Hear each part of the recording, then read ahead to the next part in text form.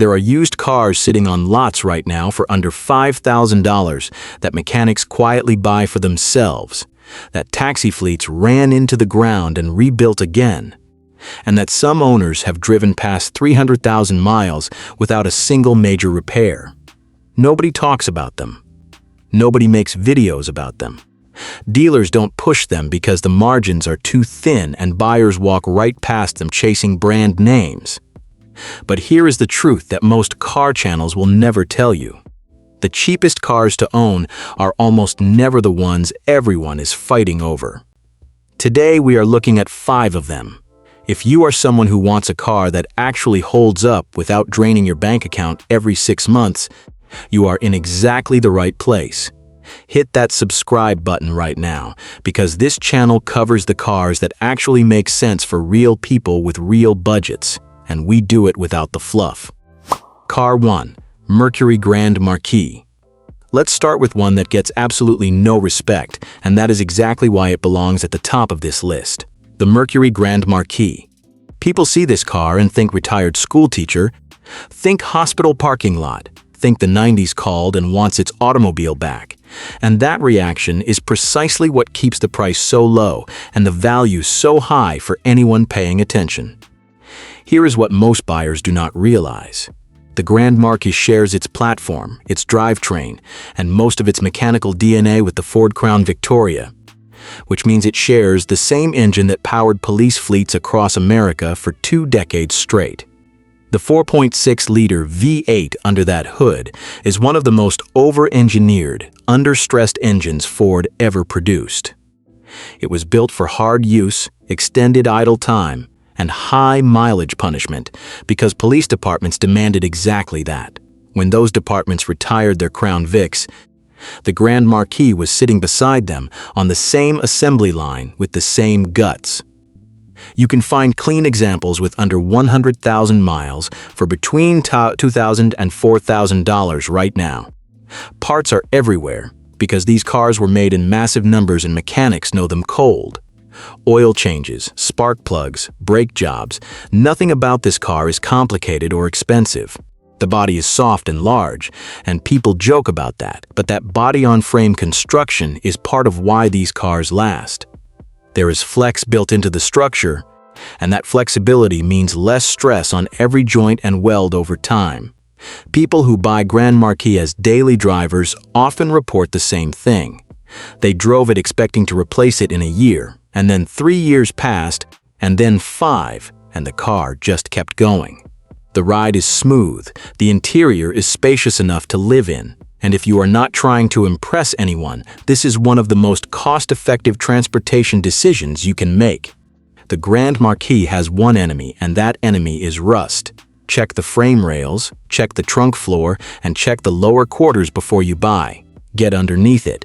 If the metal is clean, buy it and drive it confidently for years. Car 2. The Pontiac Vibe.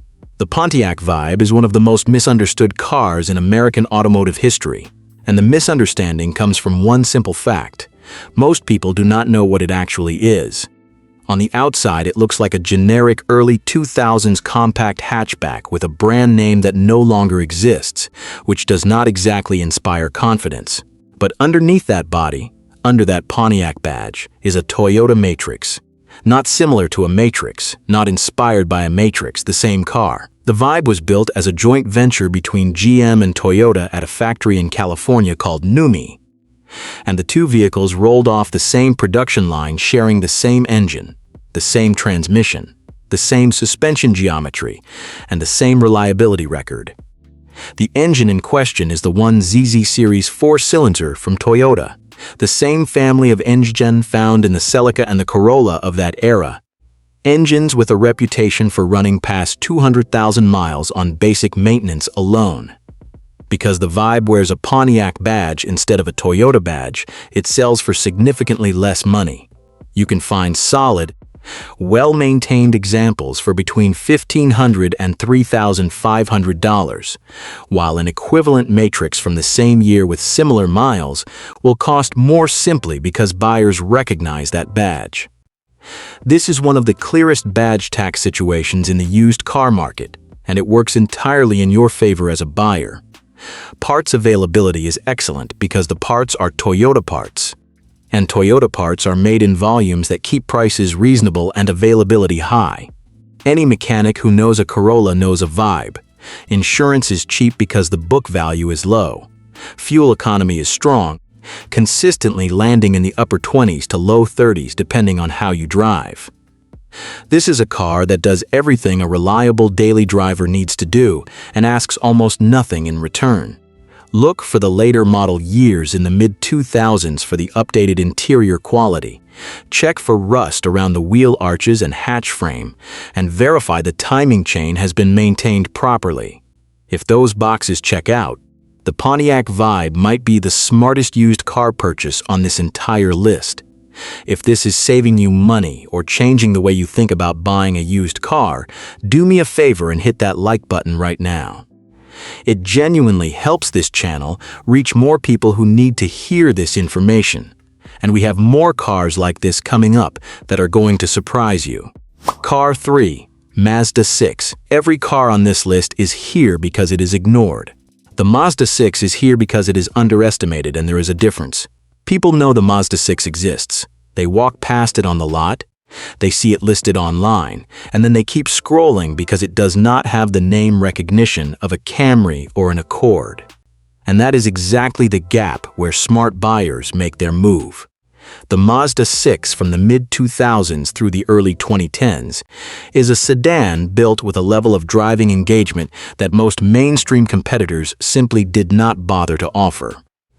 Mazda called their engineering philosophy Jinba Itai, which translates roughly as horse and rider as one. And while that sounds like marketing language, the cars actually back it up. The steering has genuine feedback. The chassis is balanced. The suspension is tuned to involve the driver rather than isolate them from the road. This is not a car you tolerate on your commute. This is a car you look forward to driving. But none of that matters if the car falls apart. So here is the part that actually keeps the Mazda 6 on this list. The reliability record for these vehicles is genuinely strong.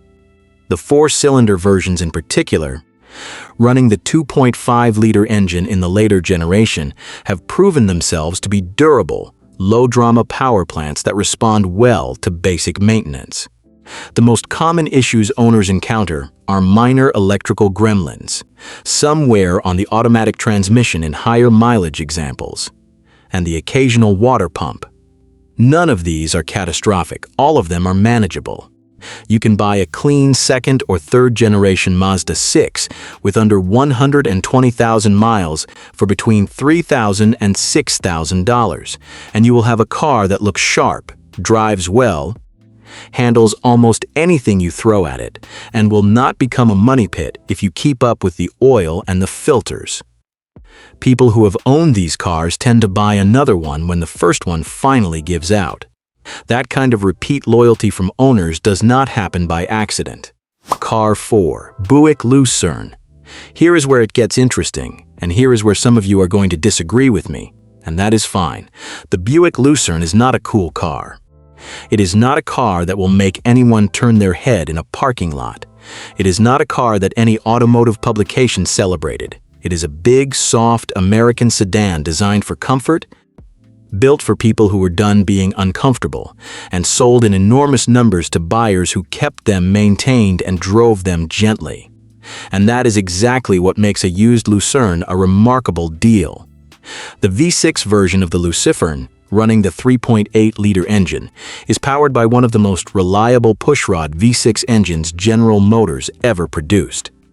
This engine was developed over decades, refined through multiple generations, and refined again, and by the time it ended up in the Lucerne, it had worked out almost every flaw that the earlier versions carried. Taxi companies used variants of this engine platform. Fleet operators loved it. Mechanics in small towns across the Midwest know this engine by feel. It is not complex, it is not finicky, and it does not ask for specialized knowledge to maintain. You can buy a Lucerne with under 80,000 miles for $2,000 to $4,000 if you are patient. which for a car that routinely crosses 200,000 miles on original mechanicals is an extraordinary value proposition. The interior is genuinely luxurious by the standards of the mid-2000s, with real wood trim, supportive seats, and a smooth, quiet ride that larger sedans from Toyota or Honda at the same price simply cannot match. The people who dismiss it have not sat in one. The people who buy them tend to drive them until the body rusts out from underneath, because the engines and transmissions simply refuse to quit. Watch for the 4.6-liter Northstar V8 version and treat it carefully, because that engine has a documented head gasket vulnerability that can become expensive. Stick with the 3.8. Inspect the frame and body for corrosion, and you will have acquired one of the most durable, comfortable, low-cost vehicles available on the used market. Car 5, Mercury Milan. We close with a car that most people have genuinely forgotten exists, and that might be the most useful thing about it.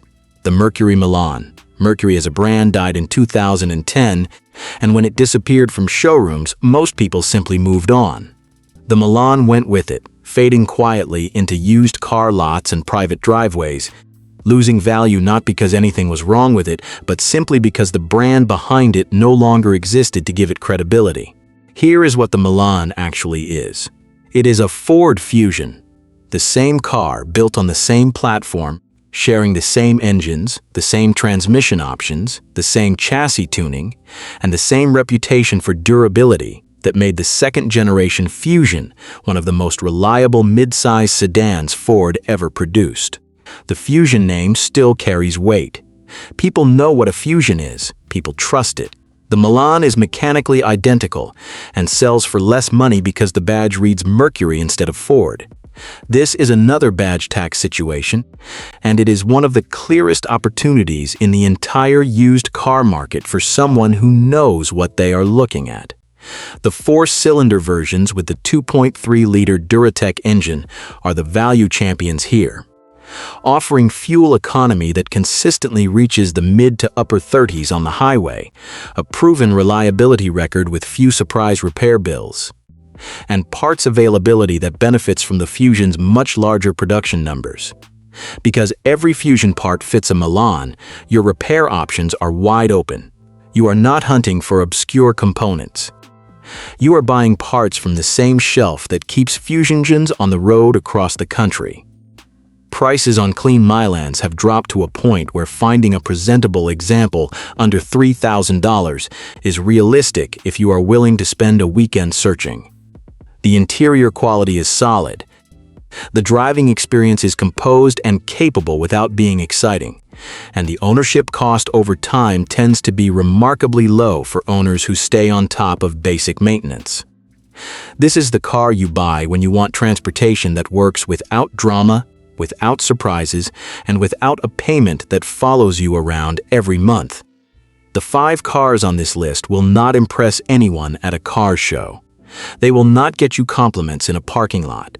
What they will do is start every morning, not cost you a fortune when something needs fixing, and still be running years from now when the cars everyone else chased have already become repair bills.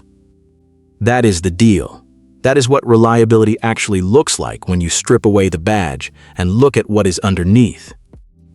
If you found this useful, subscribe to AutoWorth, because this is what we do here. We find the cars that make financial sense for real people, and we tell you exactly why. Leave a comment below and tell us which one of these you would actually buy, or if you already own one of them, share your experience, because real ownership stories are worth more than any spec sheet. We will see you in the next one.